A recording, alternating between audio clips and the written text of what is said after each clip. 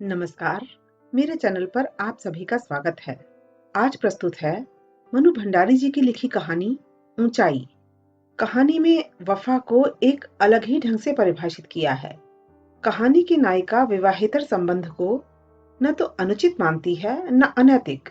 वह इसे विश्वासघात नहीं मानती। वह मानती है कि नारी एक से अधिक पुरुषों से संबंध रखते हुए भी व्यक्तित्व की ऊंचाई पर रह सकती है। कहानी सुनकर बताएं कि नायिका के इस पक्ष में दिए गए तर्कों से आप कितना सहमत हैं। कहानी शुरू करने से पहले आप सभी से मेरा एक ही अनुरोध है, कृपया मेरे चैनल को सब्सक्राइब कर लें, बेल आइकन को जरूर हिट कर दें ताकि अगली कहानी की नोटिफिकेशन आप सभी को समय पर मिल जाए। तो आइए कहानी शुरू करते हैं। दोनों में से शायद कोई भी नहीं सोया था। हाँ, उनके बीच का प्यार और अपनत्व सो गया था। सो ही नहीं गया था, शायद मर गया था। एक ही पलंग पर दोनों के शरीर पास पास लेटे थे, पर मन के बीच एक अनंत दूरी आ गई थी। शिवानी के मन में कहीं बहुत गहरे एक टीस अवश्य थी, पर ऊपर की उस जड़ता को क्या करे जो उस टीस का पूरी तरह एहसास भी नहीं होने देती थी, जिसके नीचे अतीत, वर्तमान और भविष्य सभी कुछ इस प्रकार घुल मिल गए थे कि वह तीनों को अलग अलग करके देख ही नहीं पा रही थी। 8 वर्ष के सुखद विवाहित जीवन की मधुर घड़ियां, किसी भी क्षण टूट जाने वाला वर्तमान का यह तनाव और अनिश्चित भविष्य का अंधकार उसे न कहीं से पुलकित कर रहा था, न खिन्न, न भयभीत।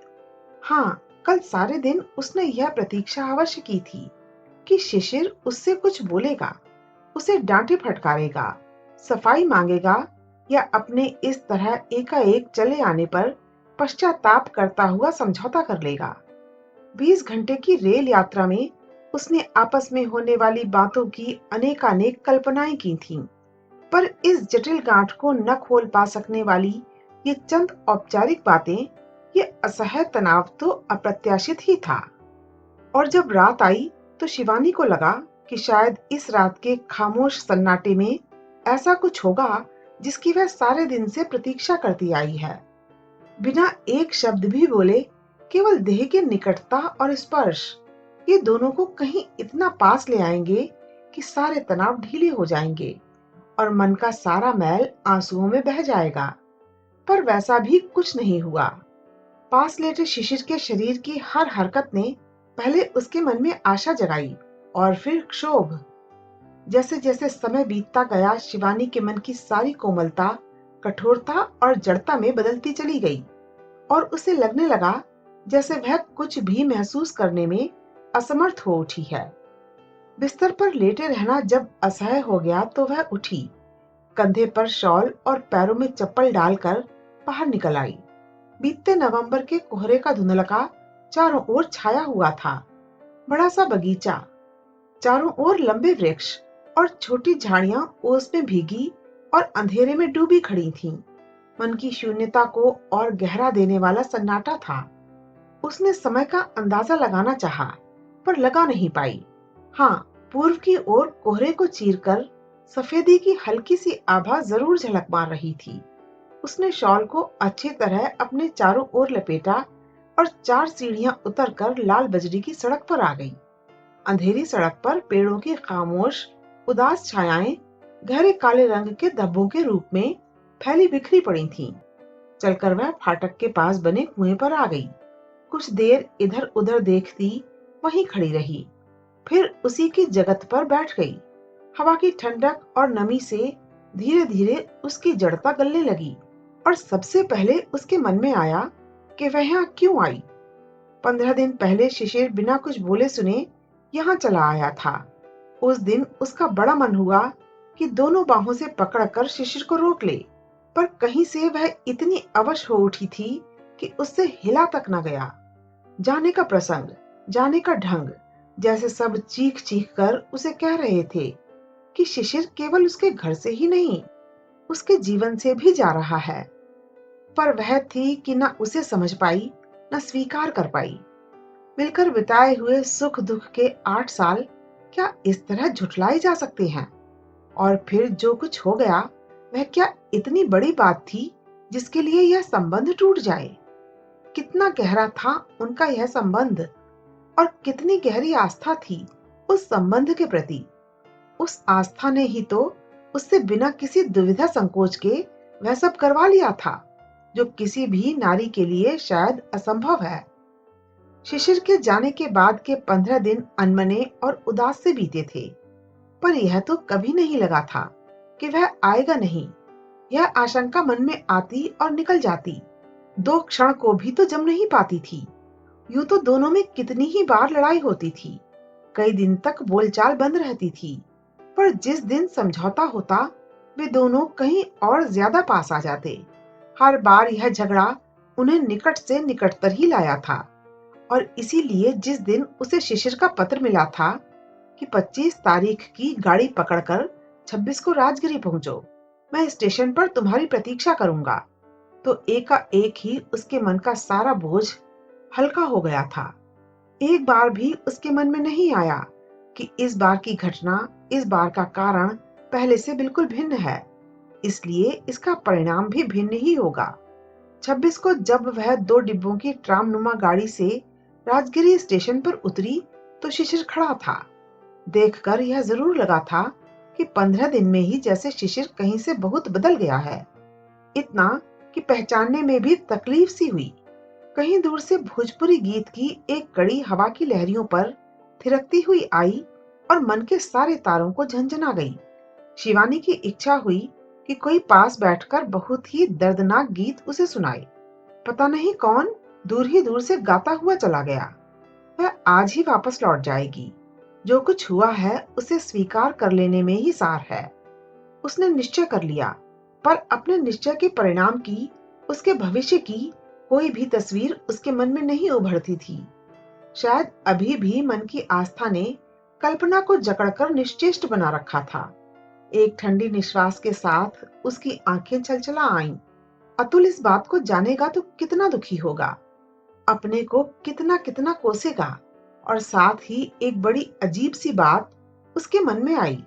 मान लो भावावेश में आकर वह कह दे, मेरे कारण, मेरी जरा सी खुशी के कारण तुमने अपने को बर्बाद कर लिया शीनू, अब मुझे बनाने का अवसर और अनुमति भी दो। पास की झाड़ियों के पत्तों को हल्के से सरसराता कपाता शीतल हवा का एक झोंका निकल गया। शिवानी ने सिर ढक लिया, उसे कानों पर बड़ी सर्दी लग रही थी।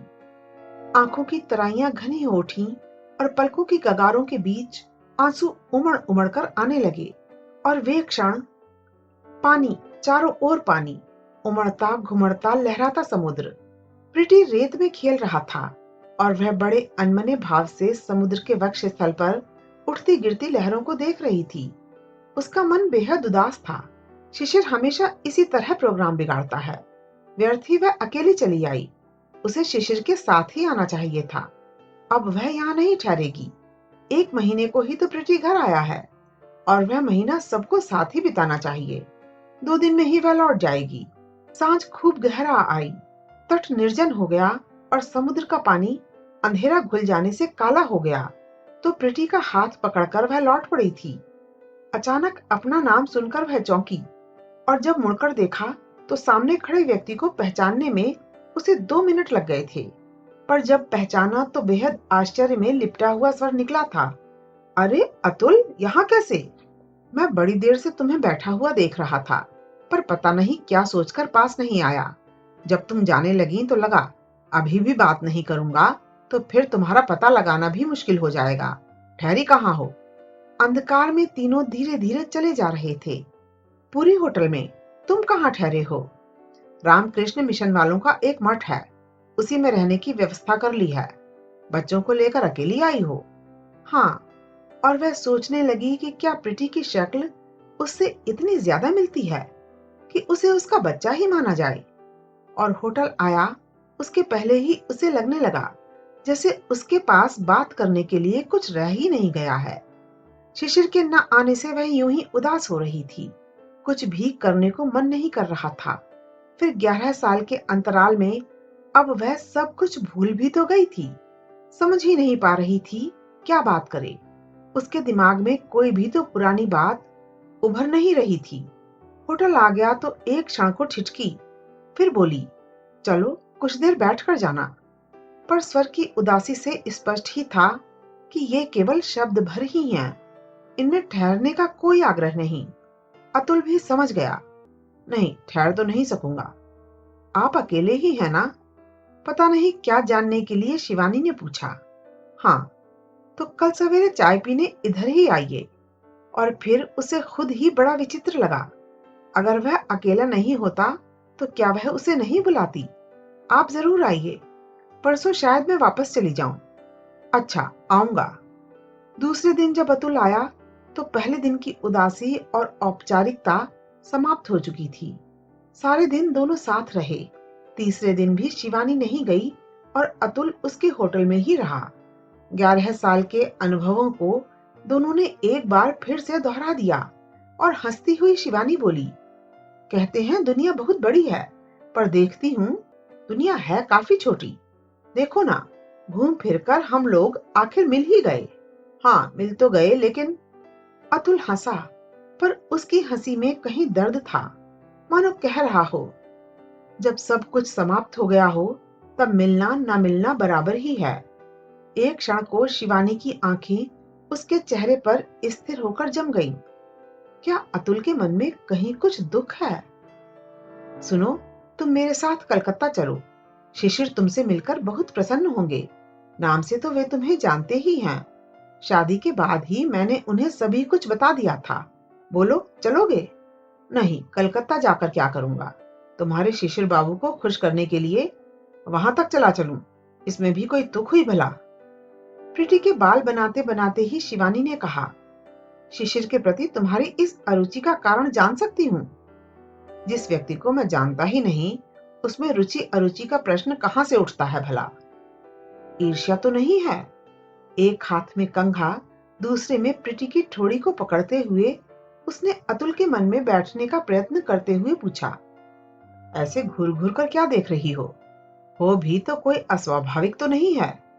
अतुल की हंसी कितनी बदल गई है, और शिवानी के सामने 11 साल पहले के अतुल के हंसते हुए अनेक चेहरे उभर गए। जो व्यक्ति स्वेच्छा से अपनी वस्तु को छोड़कर 2 साल तक उसकी कोई खबर ही नहीं ले, उसे ईर्ष्या या शिकायत करने का कोई अधिकार तो नहीं है। शिकायत तो मैंने नहीं की। अधिकार अनधिकार की सीमाएं भी मैं जानता हूँ शीनू, तुम्हें बतानी ना होंगी। अतुल कलकत्ता नहीं गया, पर जब शिवानी कलकत्ता के लिए रवाना हुई तो उसने वायदा किया कि जुलाई में जब वह प्रीति को लेकर स्कूल छोड़ने के लिए जाएगी तो एक दिन के लिए अवश्य इलाहाबाद रुकेगी। ट्रेन चल पड़ी तो शिवानी इस आकस्मिक मुलाकात के संयोग पर ही सोच रही थी। अतुल के एकाकी जीवन के प्रति उसके मन में हल्के से दर्द का एहसास भी था और संतोष का भी। पर वैसा तो कुछ भी नहीं हुआ था इस मुलाकात में कि त्रिकोण की कोई समस्या आती। 8 साल का सुखी जीवन बिताकर 2 बच्चों की मां होकर ऐसी किसी स्थिति की संभावना से कितनी दूर जा चुकी है, इसे वह खूब अच्छी तरह समझती थी। लो, तुम्हारे मित्र साहब का पत्र भी आ गया। हल्के पीले रंग का लिफाफा पकड़ाते हुए शिशिर ने मजाक किया था। शिवानी को लगा चेहरे पर लिपटी हंसी स्वर के बिखराव को छिपा नहीं सकी है। वह एक क्षण को रुकी, गौर से शिशिर के चेहरे को देखा तो बड़ा नामालूम सा आघात उसके मन पर लगा। फिर भी उसने बड़े सहज स्वाभाविक ढंग से पत्र लेकर पढ़ा और वापस लिफाफे में डाल दिया।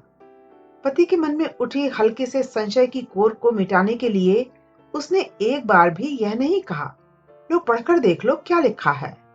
संदेह उठे ही क्यों, और यदि अकारण ही संदेह उठता है तो फिर ऐसे शंकालु व्यक्ति को थोड़ा सा कष्ट सहना ही चाहिए। पर उस दिन जो संदेह का बीज उगा, उसने शिवानी से कहीं कुछ गलत करवा ही लिया। फिर भी जरा से ठंडे दिमाग से सोचो तो सारी बात कितनी तुच्छ है। फिर शिशिर के लिए, जिसने नैतिकता, प्रेम, विवाह, सेक्स सबको नापने के लिए अपने अलग गज बना रखे थे, एक ही बार नापने का मौका आया तो गज छोटा पड़ गया। यहाँ सर्दी में क्यों बैठी हो? शिवानी चौंक उठी।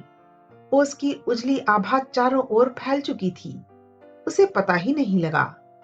उसने शिशिर की ओर देखा। भीतर चलो। बाहर की सर्दी से भी ज्यादा सर्द शिशिर का स्वर था। शिवानी कुछ बोली नहीं, चुपचाप शिशिर के पीछे हो ली। बिना नहाए ही नाश्ता करके चलते हैं। पहले पहाड़ चढ़ेंगे, फिर उतरकर वहीं गर्म पानी के सोतों में नहाकर लौट आएंगे। जब चले तो बड़ी सुहानी धूप बिखरी पड़ी थी और चारों तरफ का सभी कुछ एक अजीब निखार के साथ चमक रहा था। यह विपुलाचल है, सामने के पहाड़ की ओर संकेत करके शिशिर ने बताया। तो शिवानी ने गर्दन ऊंची करके और पलकों को कपाल पर चढ़ाते हुए उसकी ऊंचाई को नापने का प्रयत्न किया। पहले इसी पर चढ़ेंगे, जैनियों का तो यह तीर्थ स्थान है, ऊपर जैन मंदिर भी है। चलिए। इस अतिरिक्त आदर से अगली बात शिशिर के गले में ही अटक गई। पहाड़ पर मार्ग के नाम पर एक पतली सी पगडंडी बन गई थी। हालांकि उसका रास्ता भी चारों ओर के झाड़ झंकाड़ से काफी बीहड़ सा ही था, फिर भी जहां चढ़ाई एकदम सीधी थी वहां पत्थर डाल डालकर चढ़ने के लिए सीढ़ियां सी बना रखी थी। शिशिर ने पगडंडी पर 2 कदम रखे ही थे कि शिवानी ने कहा, पगडंडी से क्या चढ़ना, यहाँ से तो सभी चढ़ते हैं। चढ़ना ही है तो इस जंगली रास्ते से चढ़ो। और वह जहां की तहां रही। कहा भी उसने ऐसे ही था, मानो बस कह दिया, कोई सुने ना सुने। शिशिर के पैर थम गए, पीछे घूमा और धीरे से बोला, पगडंडी से भी चढ़ाई बहुत ऊबड़ खाबड़ है, बिना पगडंडी के तो आधा रास्ता भी तय नहीं होगा। शिवानी कुछ नहीं बोली, बस चढ़ना शुरू कर दिया। चप्पल उसने हाथ में ले ली थी और हाथ टेकती झाड़ियों से अपने को बचाती बचाती वह चढ़ रही थी। और उसे कभी मसूरी की याद आ रही थी, जहां केम्प्टी फॉल पर चढ़ते समय दोनों हाथ पकड़ कर चढ़ रहे थे। तो कभी 4 महीने पहले का वह दिन याद आ रहा था जब अतुल के पत्र को लेकर शिशिर ने उससे पूछा था, जो कुछ इसमें लिखा है वह सच है। शिवानी एक क्षण को विमूढ़ सी उसे देखती रही थी। यह पत्र उसने कहां से निकाला? और फिर बिना तनिक भी सहमे या स्वर को कपाए सहज भाव से कहा था, सच ना होता तो लिखता ही क्यों? और इसके बाद वह तैयार हो गई थी कि शिशिर घर में तूफान मचा देगा, चीजें उठा उठा कर फेंकेगा, अपने और उसके बाल नोचेगा, भिजी हुई मुट्ठियों को हवा में उछाल उछाल कर चीखेगा, चिल्लाएगा। पर वैसा कुछ भी नहीं हुआ था। वह चुपचाप अंदर चला गया था और 2 घंटे बाद उठकर उसने सूटकेस में अपने कपड़े रखे और बिना एक शब्द भी बोले घर से निकल गया था। मौन भाव से शिवानी सब कुछ देखती रही थी। बड़ी जोर से उसका मन हो रहा था कि दोनों बाहों से पकड़कर उसे बिठा दे और सारी बात समझा दे, पर बात गले में ही अटक कर रह गई। जब सीढ़ियां उतरा तब भी रोक नहीं पाई, जाने कैसी विवशता से जकड़ी बैठी रही। शिशिर का यह सुलगता गुस्सा, यह मौन गृह त्याग, सब कुछ उसे बड़े स्वाभाविक लगे थे। पर साथ ही अपने को भी वह एक क्षण तक के लिए भी अपराधी नहीं मान पाई थी। आखिर मैंने ऐसा कौन सा पाप कर दिया? उसके बाद वे उदास अनमने 15 दिन भी एक एक करके उसकी आंखों से गुजर गए। इन दिनों उसने अतुल को एक भी पत्र नहीं लिखा। कुछ भी तो करने का उसका मन नहीं होता था। कहीं से वह बड़ी निर्जीव और पंगु हो उठी थी। ऊपर पहुंचे तो रास्ते का झाड़ झंकाड़ समाप्त हो चुका था और चौड़ी समतल भूमि थी, जिसके बीच में मंदिर बना हुआ था। मंदिर इस समय बंद था, पर जालीदार दरवाजों में से भगवान की संगमरमर की मूर्ति दिखाई दे रही थी और चंदन, केसर और अगरबत्ती की मिली जुली सुरभि हवा के साथ चारों ओर लहरा रही थी। पता नहीं वहां क्या था कि एक बार सब कुछ भूलकर उसका मन उसमें ही बंध कर रह गया। सारा शहर वहां से दिखाई दे रहा था, धूप में चमकता हुआ शहर। उस शहर के नाम पर वहां कुछ नहीं है, फिर भी पता नहीं ऐसा क्या था कि मन की सारी उदासी के बावजूद उसे सब कुछ बड़ा अच्छा लग रहा था। थोड़ी दूरी पर ही पत्थर की एक बेंच बनी हुई थी। चढ़ाई के मारे पैर चाहे पिड़ा रहे थे, पर चढ़ते समय मन में जिस बोझ का एहसास हो रहा था वह यहाँ आकर जैसे समाप्त हो गया। उसने बिना देखे ही जान लिया कि शिशिर भी उसके पास आकर बैठ गया है। धूप में पड़ती उसकी प्रतिच्छाया के समानांतर ही एक छाया और लेट गई थी। शिवानी। 8 साल बाद उसने पहली बार शिशिर के मुंह से अपना पूरा नाम सुना। उसकी दृष्टि शिशिर के चेहरे पर स्थिर हो गई। बड़े विवश से भाव से उसने दोनों हाथों को मसलते हुए कहा, मेरी कुछ भी समझ में नहीं आ रहा है कि आखिर बात कहाँ से शुरू करूं। सच ही तो है, जो बात समाप्त ही हो गई हो उसे भला कोई शुरू भी कहाँ से करे। शिवानी उसी तरह अपलक नेत्रों से उसकी ओर देखती रही, मानो विश्वास करने का प्रयत्न कर रही हो कि क्या बात सचमुच ही समाप्त हो गई।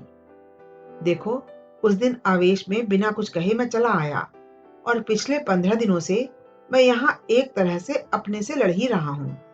कई तरह से अपने को समझाने का प्रयत्न किया, पर हर बार यही लगा कि बात जैसे बहुत बहुत आगे पहुंच चुकी है। पीछे लौटने की तो कोई भी राह अब बची नहीं। इसी बात पर आश्चर्य होता है कि अपनी छोटी से छोटी बात को भी यूं निर्द्वंद्व भाव से मुझसे कह देने को आतुर तुम इतनी आगे बढ़ गई और मैं जान भी नहीं पाया। एकाएक ही शिशिर का स्वर भीग उठा। दोहरी चोट तुमने मुझ पर की, एक और बेवफाई तो दूसरी ओर धोखा, छल। तुम विश्वास कर सकते हो कि मैं तुम्हारे साथ धोखा कर सकती हूँ, तुम्हें छल सकती हूँ? बीच में ही बात काटकर शिवानी ने पूछा। उसकी आंखों की कोर नम हो उठी थी। किस आधार पर अविश्वास करूं? कौन सा कारण है जो विश्वास ना करूं? तुम अपना शरीर तक एक पुरुष को दे आई और कैसे इतनी बड़ी बात को पचाकर बड़े स्वाभाविक ढंग से चल पड़ी। आवेश में शिशिर की मुट्ठियां भींच गईं, पर स्वर उसका बेहद निर्जीव था। शब्द जैसे उसके गले से निकल ही नहीं रहे थे। शरीर देने के बाद औरत के लिए अस्वाभाविक हो जाना क्या अनिवार्य ही है? और छिपाने के पीछे भी तुम्हें धोखा देने या छलने का उद्देश्य कतई नहीं था। सिर्फ इसलिए छिपाया था कि तुमसे सहा नहीं जाता, तुम बहुत कष्ट पाते। अतुल के पत्रों से ही तुम कहीं कचोट का अनुभव करते थे। पर मुझे कष्ट हो या जिसे मैं सहन नहीं कर पाऊं, ऐसा काम ही तुमने क्यों किया? क्यों किया तुमने ऐसा काम? ऊपर हवा ज्यादा ठंडी थी, इसलिए चढ़ाई के कारण जो पसीना चेहरे पर चमक आया था वह सूख गया और शरीर की गर्मी भी हवा की ठंडक के साथ बह गई। शॉल को अपने चारों ओर अच्छी तरह लपेटते हुए शिवानी ने धीरे से कहा, जैसी स्थिति थी उसमें लगा कि यदि यह नहीं करूंगी तो मुझे बहुत कष्ट होगा। अपना दायित्व पूरा न कर पाने के कारण शायद मैं अपने को कभी क्षमा नहीं कर पाऊंगी। विश्वास करो शिशिर, जो कुछ भी किया तुम्हें कष्ट देने के लिए नहीं, अपने को कष्ट से बचाने के लिए कहा, और तुम्हें कष्ट न हो इसीलिए कुछ नहीं बताया। विश्वासघात की बात तो मेरे मन में थी भी नहीं। अपनी हर बात को बड़े कौशल से जस्टिफाई करने से ही कोई गलत बात सही नहीं हो जाती शिवानी।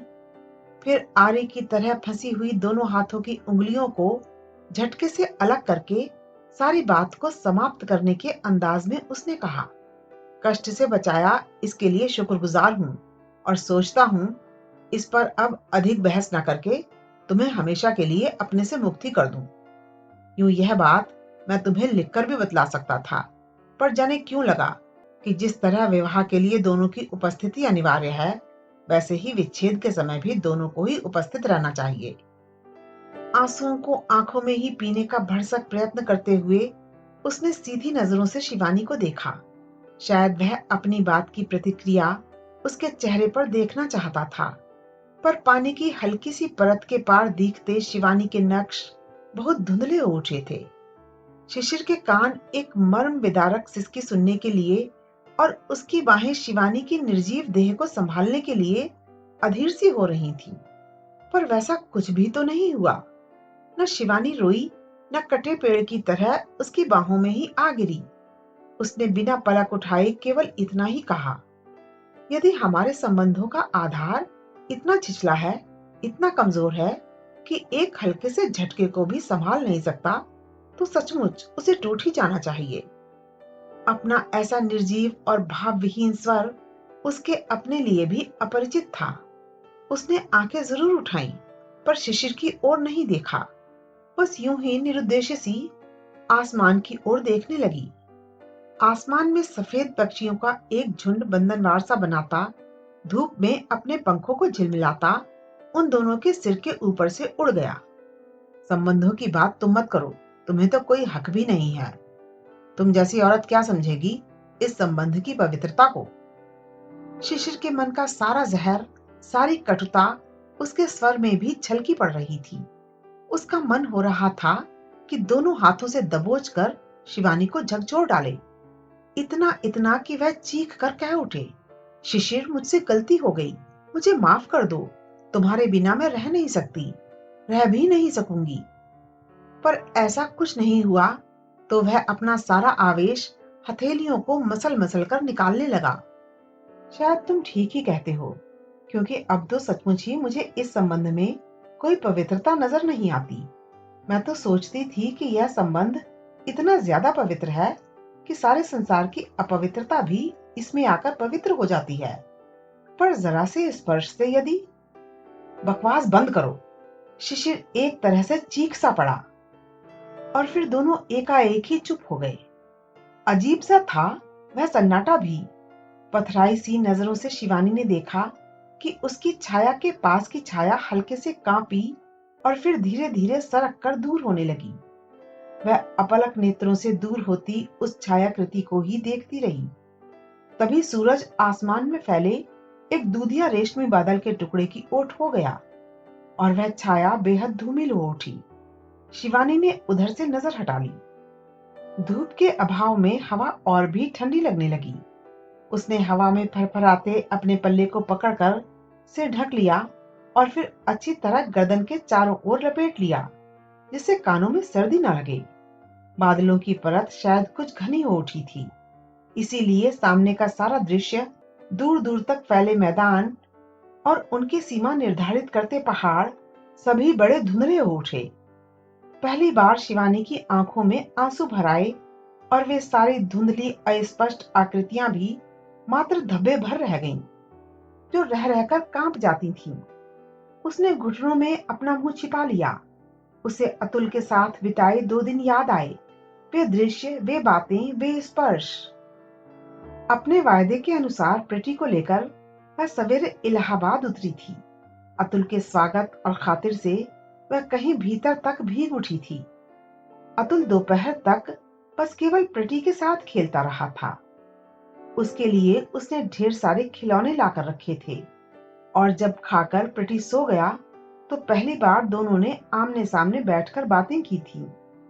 शिवानी सवेरे से ही अतुल के सजे सजाए घर को, बच्चों के प्रति उसके प्यार को देख रही थी और सोच रही थी उस अभाव की बात जो वह उसके जीवन में भरकर चली गई है।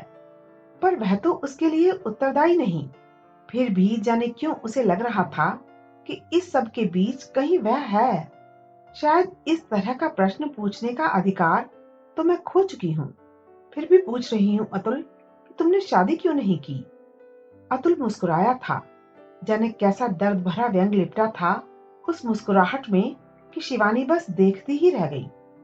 पता नहीं क्यों उस समय तो शादी की कोई इच्छा ही मन में नहीं जागी। फिर धीरे धीरे जीवन का यही पैटर्न बन गया।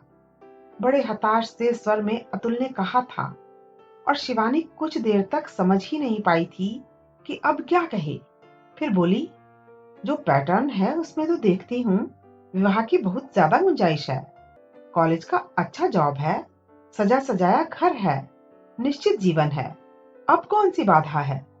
11 साल पहले का वह अनिश्चित राजनीतिक जीवन भी अब तो पूरी तरह छूट गया है। फिर अतुल ने कुर्सी की पीठ पर सिर को झुला दिया और आंखें भींच लीं। 2 क्षण चुप रहने के बाद वह बोला, मैं खुद नहीं जानता क्या बात है, पर शादी के लिए मन में कोई उत्साह नहीं पाता। ऐसा नहीं कि तुम्हारे बाद मेरे जीवन में कोई आया नहीं। 2 लड़कियां आईं, बहुत निकट आईं, पर तुमसे कटकर मैं शायद कहीं से इतना ज्यादा टूट चुका था कि फिर किसी के साथ उस तरह से जुड़ नहीं पाया। शायद मैं ही कहीं से बेहद जड़ हो गया हूँ। I am completely dead Sheenu, completely dead. किसी लड़की को देने के लिए मेरे पास कुछ भी तो नहीं है। मरे हुए प्यार की लाश को मैं ढो रहा हूँ और उसे ढोते ढोते मैं खुद लाश हो गया हूँ। स्वर भीगा, कांपा और फिर बिखर गया। शिवानी की आंखों से 2 बूंद आंसू चू पड़े थे। उसके बाद रात को गाड़ी में बैठने तक दोनों में कोई बात नहीं हुई थी और जब गाड़ी चल पड़ी, अतुल पीछे छूट गया तो वह तकिए में मुंह छिपाकर देर तक आंसू बहाती रही। किस बात पर उसे रोना आ रहा था वह खुद नहीं समझ पा रही थी। तीसरे दिन रात को बिना किसी प्रकार की सूचना दिए वह अपनी अटैची हाथ में लिए अतुल के क्वार्टर पर जा पहुंची थी। विस्मित पुलकित सा अतुल उसे देखता रह गया था। तुम कैसे? तुम तो 3-4 दिन तक प्रीति के साथ रहने वाली थी ना? नहीं रुकी। अटैची को एक ओर रख कर कुर्सी पर बैठते हुए उसने जवाब दिया था। पर तुम? खुली हुई किताब को उल्टी रखकर कुर्सी को शिवानी की ओर घुमाते हुए अतुल बोला तो आश्चर्य उसके स्वर में छलका पड़ रहा था। बिना सूचना दिए कैसे आ गई? क्यों आ गई? यही ना? अतुल को कुछ भी समझ में नहीं आया कि वह क्या कहे। नहा लूं तब बात करूंगी। और वह उठ पड़ी। ऐसे मशीनी ढंग की दृढ़ता से वह बातें कर रही थी कि उसे स्वयं ही अपना व्यवहार बड़ा अपरिचित और पराया लग रहा था। वह नहाने गई तो उसने नल को पूरा खोल लिया। उसे लग रहा था जैसे पानी के साथ उसके शरीर से केवल सफर की धूल ही नहीं चढ़ रही है, और भी बहुत कुछ पूछता बहता चला जा रहा है। बड़ी देर तक वह पानी के नीचे खड़ी रही, मानो कुछ था जिसे वह पूरी तरह धोकर बहा देना चाहती थी। नहाकर पीठ पर गीले बाल फैलाकर आई तो देखा अतुल ज्यों का त्यों बैठा है। सिगरेट के धुएं की हल्की सी परत से उसका चेहरा कुछ अस्पष्ट सा दिखाई दे रहा था। शिवानी ने ट्यूबलाइट का स्विच बंद कर दिया तो कमरे का दूधिया प्रकाश अंधेरे में डूब गया। केवल टेबल लैंप के बिखरते प्रकाश में सिमटी चीजें ही चमकती रह गईं। मुझे यह रोशनी जरा भी अच्छी नहीं लगती। शिवानी अतुल की कुर्सी के पास आकर खड़ी हो गई। खाना ट्रेन में खा लिया। और वह कुर्सी के ही हत्थे पर बैठ गई। अतुल अतुल चुप। सद्य स्नाता शिवानी के शरीर की ताजगी, झड़ते बालों का गीलापन और बिना का पाउडर की गंध। फिर भी अतुल चुप ही रहा। शिवानी धीरे धीरे उसके बालों में अपनी उंगलियां फेरने लगी। तुम जानती हो शीनू, तुम क्या कर रही हो? यह सब मैं तुम्हें कभी नहीं करने दूंगा, कभी नहीं। मेरे लिए तुम अपना सारा संसार मिटाकर रख दो। तुम्हारी इतनी अनुकंपा मुझसे नहीं सही जाएगी। स्वर कहीं दूर घाटियों की गूंज की तरह आ रहा था। शिवानी अतुल के चेहरे को देख रही थी, पर अतुल ने अपनी आंखें बंद कर ली थीं और बाकी चेहरा उसका इतना जड़, इतना निर्विकार था कि शिवानी कांप गई। सिगरेट के धुएं की पतली सी लकीर दोनों के बीच में खींची हुई थी। बस अनुकंपा की बात ना करो अतुल, इसे और चाहे जो नाम दे दो। तुम ऐसे अकिंचन नहीं कि तुम पर अनुकंपा करूं मैं, और अपना सब कुछ मिटा देने की उदारता भी मुझ में नहीं है। मेरा कुछ भी मिटने वाला नहीं है, इसलिए दे रही हूं। कहने के साथ ही उसे शिशिर का ख्याल आया, पर उसे जबरन एक ओर ठेलकर उसने अतुल के होठों पर अपने कांपते होठ रख दिए। उंगलियों में दबी हुई सिगरेट की पकड़ इतनी कस गई कि वह कस मसाकर टूट गई। मैं जानता हूं तुम्हारे पति बहुत उदार हैं, महान हैं, बड़े अनकन्वेंशनल भी हैं, पर बार बार उनकी उदारता की बात कहकर क्यों नाहक ही मुझे छोटेपन का एहसास करा रही हो? पागल! हल्के से शिवानी हंसी थी। आदमी छोटा अपने मन के छोटेपन से होता है। दूसरों का बड़प्पन किसी को छोटा नहीं बनाता, बना भी नहीं सकता। मेरे लिए जैसे शिशिर वैसे ही तुम हो। और उसने फिर हल्के से अतुल के होठों को छू दिया।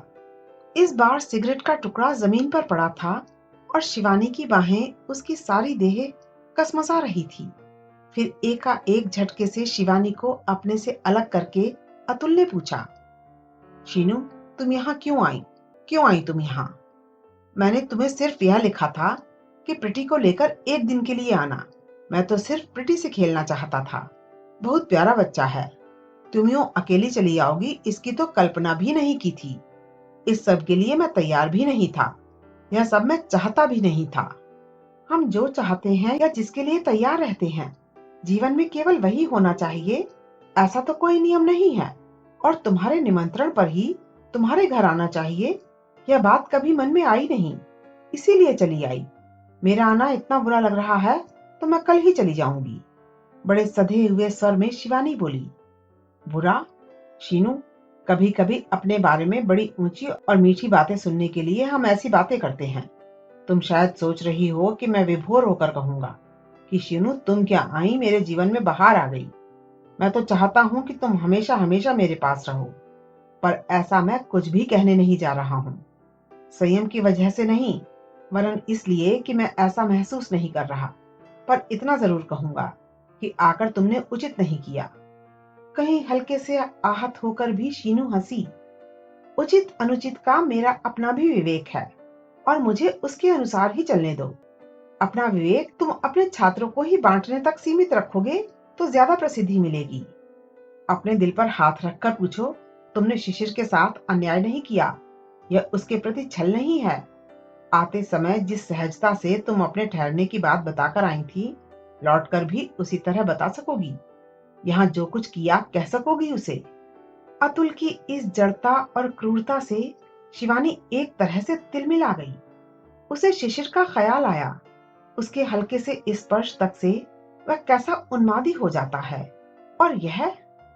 अतुल ने दूसरी सिगरेट निकाली। माचिस की जलती सींक ने एक क्षण के लिए प्रकाश के बड़े वृत्त के बीच एक छोटा वृत्त और बना दिया, और फिर दोनों के बीच में धुएं की हल्की सी परत छा गई, लहरदार धुएं की। हर बात को बुद्धि के गज से नापने का मेरा स्वभाव नहीं है। मैं वही करती हूँ जो मेरा मन ठीक समझता है। बस इतना जान लो कि यहाँ आकर मैंने शिशिर के साथ धोखा नहीं किया। उनको छलने का साहस इस जन्म में तो मैं शायद ही कभी जुटा पाऊं। अतुल केवल सिगरेट के लंबे लंबे कश खींचता रहा। जब वह कश खींचता तो सिगरेट का सिरा सुर्ख अंगार की तरह चमक उठता। उसके बाद धुएं के हल्के फुल्के बादल दोनों के बीच तैरने लगते। मेरी बात की संगति तुम्हें नजर नहीं आ रही है। लगता है शायद मेरे मन की बात कोई समझ भी नहीं पाएगा। तुम भी नहीं, शायद शिशिर भी नहीं।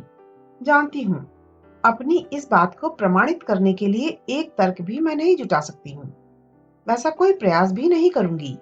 फिर भी इतना जान लेना अतुल, जो कह रही हूँ वह झूठ नहीं है। और उसका कंठ रुंध गया। बात से नहीं, पर शायद स्वर की आर्द्रता से अतुल बेहद कातर हो आया। शिवानी का हाथ अपने हाथ में लेकर सामने की दीवार पर बड़ी खोई सुनी सी नजरों से देखता हुआ वह बोला, शीनू, कभी सोचा भी नहीं था कि यूं 11 साल बाद तुमसे मुलाकात होगी। लोग कहते हैं दुनिया बहुत बड़ी है, पर देखता हूँ यह तो बहुत बहुत छोटी है। दो प्राणी भी बिना मिले जीवन नहीं बिता सके। और वह चुप हो गया। थोड़ी देर बाद फिर जैसे खोए खोए स्वर में बोला, जब पुरी में मिला था तब क्या यह सोचा था कि इस मुलाकात का यह परिणाम होगा। अपने जीवन के अभाव और दुख ने उस दिन मन को कहीं बहुत बेधा था, पर तुम्हें सुखी प्रसन्न देखकर मैं अपने दुख को भूलने की कोशिश कर रहा था। तुम्हारे सुख से सुखी होने का प्रयत्न कर रहा था।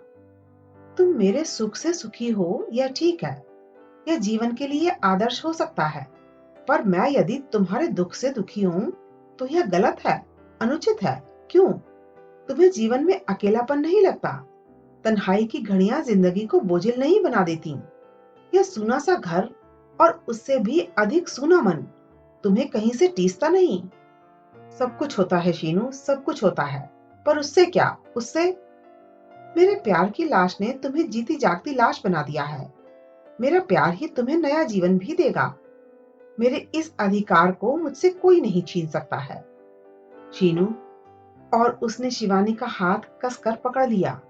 देर तक शिवानी का हाथ उसके हाथ में कांपता पसीजता रहा था। उसके आंसू शिवानी के गालों और अधरों को भिगोते रहे थे। शीनू शीनू का स्वर मौन कमरे की दीवारों के बीच में कांप कांप कर गूंजता रहा था। शीनू। शिवानी चौंक पड़ी। उसने घुटने में से सिर उठाया। पता नहीं कब से शिशिर उसके पास आकर खड़ा हो गया था। उसने अपनी गीली पलकें उठाकर शिशिर की ओर देखा। रूखे उड़ते केश, फीका मुरझाया चेहरा। धीरे से वह उसके पास आकर बैठ गया। धूप फिर निकल आई थी। चारों तरफ की चीजें फिर चमकने लगी थीं। इस बार शिशिर जब बोला तो उसका स्वर बहुत सधा हुआ था। उसमें न कहीं आक्रोश था न आवेश। एक बात पूछूं शीनू, अगर मैं किसी दूसरी स्त्री से शारीरिक संबंध स्थापित करूं तो तुम बर्दाश्त कर लोगी? शिवानी ने अपनी बड़ी बड़ी पलकें शिशिर के मुख पर टिका दी। रात से लेकर अब तक कई बार रोने के कारण काजल की कोर धुल चुकी थी और उसकी आंखें बिना किनारे की साड़ी की भांति बड़ी फीकी और निस्तेज लग रही थीं। इसका उत्तर बहुत कुछ उस परिस्थिति पर निर्भर करता है जिसमें तुम उससे संबंध स्थापित करोगे। हाँ, फिर भी इतना कह सकती हूँ कि इस मामले में मैं बहुत संकीर्ण नहीं हूँ। और फिर तुम्हारे और अपने आपसी संबंधों के प्रति आस्था भी इतनी कच्ची नहीं। जान सकता हूँ तुम्हारी ऐसी कौन सी परिस्थिति थी जिसने तुम्हें यूं मजबूर कर दिया। उसने तुम्हें बेहोश कर दिया था, कुछ पिला दिया था, जबरदस्ती की थी। उस पर व्यर्थ के लांछन लगाने की आवश्यकता नहीं। जो कुछ कहना हो मुझे कहो। मैं तुम्हारी घृणा, तुम्हारा आक्रोश, सभी कुछ सहने को तैयार हूँ। बहुत दर्द है उसके लिए मन में।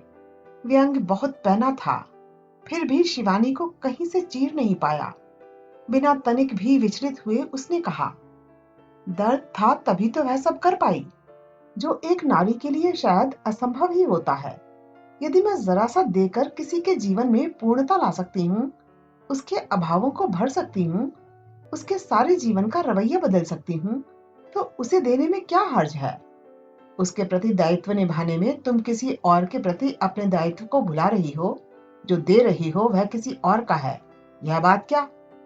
यह मैं नहीं मानती। बड़ी दृढ़ता के साथ शिवानी ने बीच में ही बात काट दी। तुम ही बताओ, उस बात को आज शायद 4 महीने हो गए। यदि पत्र से तुम न जान पाते तो क्या मेरे व्यवहार से तुम जान पाते? जो तुम्हारे लिए है उसका भागी न कोई हुआ है, न भविष्य में ही कोई हो सकेगा। यह बात भी क्या मुझे कहकर ही जतलानी होगी? इस बार शिवानी की आंखों से टप टप आंसू टपक पड़े। उसने उन्हें पोंछने का भी कोई प्रयत्न नहीं किया। दोनों गालों पर आंसू की लकीरें बन गईं।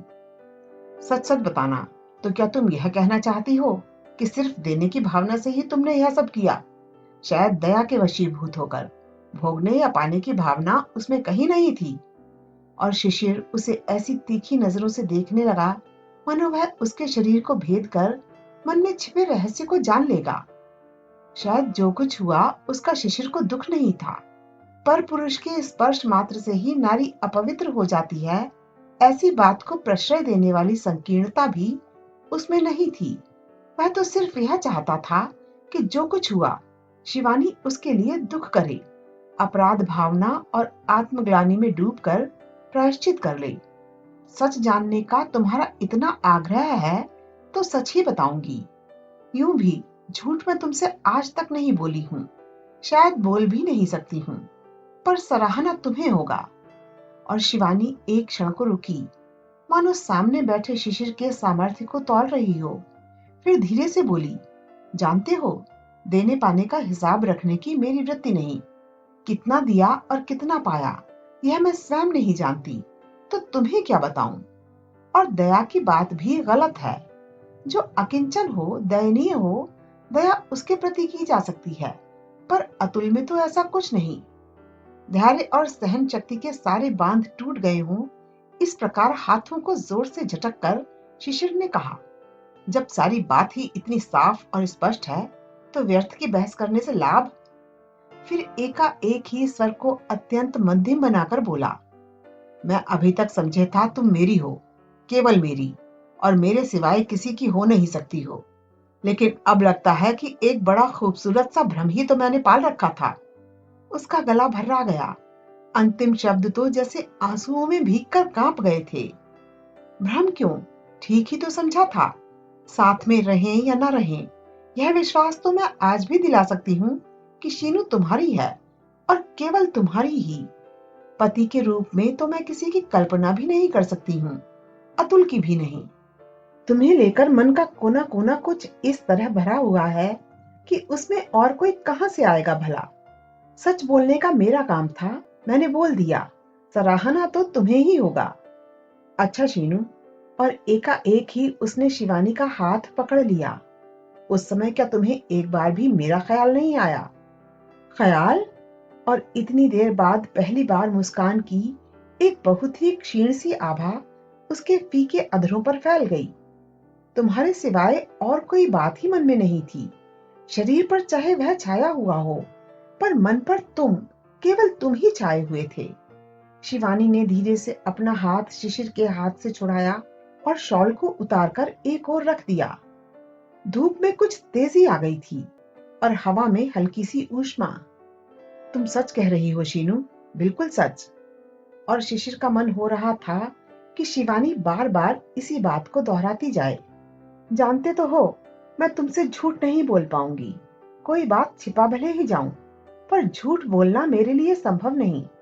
नहीं तो क्या मैं नहीं जानती कि यदि एक बार भी मैं पश्चाताप के 2 शब्द कह दूं, तो तुम्हारे मन का सारा मलाल दूर हो जाए, सारा क्रोध बह जाए। पर जो चीज मैं महसूस नहीं करती, उसे झूठ बोलकर तुम्हारे सामने स्वीकारा नहीं जाता। एक जरा से झूठ से मेरा सारा भविष्य ज्यों का त्यों सुरक्षित रह सकता है, पर वह भी तो नहीं बोला जाता। इस बार शिवानी ने शिशिर का हाथ अपनी दोनों हथेलियों में ले लिया और धीरे धीरे उसे सहलाने लगी। मान लो शीनू, वह आज आकर तुम्हें ही मांगने लगे, तो तुम्हारा दायित्व तुम्हें किस ओर ले जाएगा? ऐसी बात भी तुम्हारे मन में क्यों आती है? अतुल अपनी सीमा जानता है। जो उसका नहीं, उसे पाने की लालसा भी कभी नहीं करता। अपने को कष्ट देना वह जानता है, दूसरे के लिए कष्ट का कारण बनना उसका स्वभाव नहीं। और मेरे दायित्व की बात उठाकर व्यर्थ ही क्यों अपने को नीचे गिरा रहे हो? मेरे जीवन में तुम्हारा जो स्थान है, उसे कोई नहीं ले सकता। लेना तो दूर, उस तक कोई पहुंच भी नहीं सकता। किसी के कितने ही निकट चली जाऊं, चाहे शारीरिक संबंध भी स्थापित कर लूं, पर मन की जिस ऊंचाई पर तुम्हें बिठा रखा है, वहां कोई नहीं आ सकता। किसी से उसकी तुलना करने में भी तुम्हारा अपमान होता है। वह एक क्षण को रुकी। पर कभी नहीं सोचा था शिशिर कि यह सब मुझे कहकर तुम्हें बतलाना पड़ेगा। और बात समाप्त करते करते वह जैसे फूट पड़ी। तभी 2 सबल बाहों के कसाव में उसकी सारी जड़ता, सारी तटस्थता एक साथ ही पिघल पड़ी। केवल आंसू, हिचकियां, आंसू। उतने ही भर्राए हुए स्वर में शिशिर ने भी कहा, शीनू, तुम मेरे जीवन की इतनी बड़ी आवश्यकता और इतनी बड़ी कमजोरी हो कि मैं तुम्हारे बिना रह भी नहीं सकता, और किसी भी रूप में तुम्हें जरा सा शेयर भी नहीं कर सकता हूँ। और उसके आंसू शिवानी की साड़ी से छनकर उसके रूखे बिखरे बालों को भिगोने लगे। सुनहरी धूप में फैली 2 गुथी हुई छायाकृतियां देर तक कसमसाकर सिहरती कांपती रहीं। मंत्रोच्चारण की ध्वनि ने शिशिर का ध्यान आकर्षित किया। घुटने तक धोती और ललाट पर चंदन पोते हुए 2 व्यक्ति हाफ हाफ कर मंत्र बोलते हुए चढ़े आ रहे थे। उसने शिवानी को धीरे से अपने से अलग कर दिया। वे दोनों शायद मंदिर के पुजारी थे। उन्होंने एक बार उन दोनों की ओर देखा और फिर मंदिर का घंटा बजाकर द्वार खोल दिया। आओ शीनू, अब लौट चलें। धूप की तेजी और गर्मी काफी बढ़ चली थी। अनमने भाव से शिवानी उठी। दोनों एक क्षण के लिए मंदिर के सामने रुके, फिर मंदिर के पीछे की ओर वहां जाकर खड़े हो गए, जहां से ढलान शुरू होती थी। दूर दूर तक मैदान, आपस में उलझी गुंथी हुई पगडंडियां, त्रिकोण चौकोर आकार के कटे खेत, शहर को चारों ओर से घेरती पहाड़ियां, नीचे रेंगते हुए छोटे छोटे मनुष्य, छोटे छोटे घर, सभी कुछ बड़ा छोटा छोटा नजर आ रहा था। हम लोग शायद काफी ऊंचाई पर हैं। कितनी ऊंचाई होगी इस पहाड़ की? ठीक ऊंचाई तो नहीं मालूम, फिर भी ऊंचा तो है ही। नाम ही है विप्लवाचल। पहाड़ पर खड़े हो जाओ तो सभी कुछ कितना छोटा छोटा लगने लगता है ना? शिवानी के आंसुओं से धुले मुख पर फैली हल्की सी मुस्कान शिशिर को बड़ी प्यारी लगी। उसके कंधे पर बड़े प्यार से हाथ रखकर उसने कहा, चलो शीनू, अब गर्मी बढ़ चली है, फिर अभी कुंड पर भी तो चलना है। पर शिवानी वहीं खड़ी रही। मंदिर का घंटा रह रहकर बज उठता था, जिसकी गूंज उस सन्नाटे में देर तक गूंजती रहती थी। तुरंत की जलाई हुई अगरबत्तियों की सुगंध चारों ओर फैलती जा रही थी। धीरे धीरे दोनों लौट आए। शिवानी एक बार फिर मंदिर के सामने ठिठकी, फिर आगे बढ़ती शिशिर के पीछे चली गई। उतरने के लिए शिशिर ने फिर पगडंडी पकड़ी तो शिवानी बच्चों की तरह मचल उठी। नहीं नहीं, अब हम पगडंडी से नहीं उतरेंगे। मानो शीनू, बड़ा सीधा सा पहाड़ है, एकदम ढलान पर उतरा नहीं जाएगा। फिसल पड़ी तो हड्डी पसली एक हो जाएगी। नहीं फिसलूंगी। फिर तुम तो हो साथ, पकड़ लेना। और वह झाड़ियों को हाथ से चीरती हुई मार्ग बनाकर आगे बढ़ी। मजबूरन शिशिर को उसके साथ होना पड़ा। दोनों एक दूसरे का हाथ थामे एक दूसरे को सहारा देते संभल संभल कर पैर बढ़ाने लगे। बीच बीच में कटीली झाड़ियों में शिवानी का आंचल उलझ जाता तो शिशिर बड़ी सावधानी से निकालते हुए कहता, तुम्हारी जिद की भी हद है, सारी साड़ी फाड़ ली ना। जवाब में शिवानी केवल हंस देती। नीचे उतरते उतरते शिवानी सचमुच थक गई। थकान शायद चढ़ने की थी, पर उस समय उसका एहसास नहीं हुआ था। पर अब एकाएक ही लगने लगा कि पैर जैसे झपकने लगे हैं। मैं तो थक गई रे। और वह वहीं धम्म से बैठ गई। यहाँ नहीं, यहाँ नहीं, अभी गर्म पानी के कुंड में पैर डालकर बैठ जाना, सारी थकान मिट जाएगी। और हाथ पकड़कर एक झटके में उसने उसे खड़ा कर दिया। कुंड पर यूं तो हमेशा ही भीड़ बनी रहती है, क्योंकि गंधक के उन गर्म सोतों की तासीर कुछ ऐसी ही है कि अनेक रोगी उसमें स्नान करने आते हैं। पर इस समय वहां अपेक्षाकृत भीड़ कम ही थी। सवेरे 10 बजे तक तो जैसे वहां मेला लगा रहता है। अपने शरीर को खींच खींच कर शिवानी ने जैसे तैसे सीढ़ियां चढ़ी, और वह जब कुंड के किनारे गई तब तक तो उसमें खड़े रहने की ताकत भी नहीं रह गई थी। लंबी बोझिल यात्रा करने के बाद देह जैसे एकदम ही निर्जीव हो जाती है, वैसे ही हालत शिवानी की भी हो रही थी। साड़ी को जरा सा ऊपर चढ़ाकर शिवानी ने जैसे ही पानी में पैर डाला, हाय के साथ वापस निकाल लिया। इतना गर्म पानी! शुरू में लगेगा, फिर देखना कितना आराम मिलता है। एक दो बार पैर डाल डालकर वापस निकाल लो तो पैर इस गर्मी के अभ्यस्त हो जाएंगे। शिवानी पैर हिला हिलाकर पानी में लहरें उठा रही थी, और लहरों के साथ ही जल में पड़ते उनके प्रतिबिंब थिरक रहे थे। धीरे धीरे सारी थकान मिटने लगी और दोनों की रग रग में ऊष्मा की लहरें दौड़ने लगीं। अभी आप सुन रहे थे मनु भंडारी जी की लिखी कहानी ऊंचाई। क्या आप शिवानी के दिए गए तर्कों से सहमत हैं? वैसे तो उसकी बातों में स्वयं एक विरोधाभास है। वह प्रेमी को खुशी देने के लिए पति की खुशी की परवाह नहीं करती, क्योंकि प्रेमी को खुशी न देने पर उसे स्वयं कष्ट होगा, और पति को कष्ट से बचाने के लिए वह बात को उससे छिपा लेती है, जिस पर उसका दावा है कि वह सच्ची है। एक जगह पर वह प्रेमी अतुल से कहती है कि जैसे मेरे लिए शिशिर वैसे ही तुम। दूसरी तरफ शिशिर से कहती है कि मैं किसी से भी संबंध रखूं, पर मेरे मन पर सिर्फ तुम छाए हुए रहते हो। अब यहाँ उसकी कौन सी बात सच है? आपको यह कहानी कैसी लगी? कृपया कमेंट करके बताएं, और यह भी बताएं कि अन्य कौन सी रचनाएं आप सुनना चाहते हैं। आपसे फिर मुलाकात होगी किसी नई कहानी के साथ। तब तक के लिए धन्यवाद।